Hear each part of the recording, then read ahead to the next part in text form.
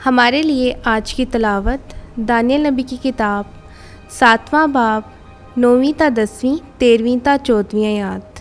और जब मैं देख रहा था तो तख्त नस्ब किए गए और कदीमुल-ए-आम बैठ गया।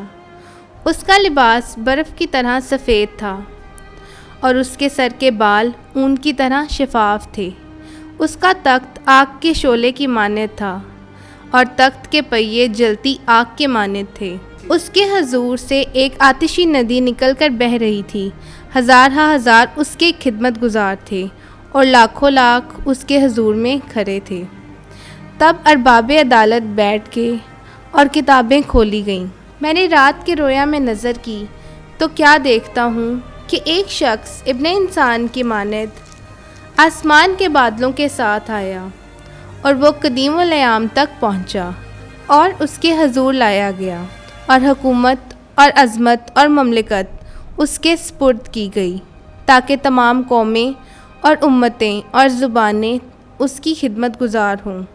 उसकी हुकूमत अब्दी और लाजवाल हुकूमत है और उसकी ममलिकत गैर फ़ानी होगी। पाकलाम का पढ़ा और सुना जाना हम सब के लिए बायस बरकत हो। खुदा का शुक्र हो। आमीन।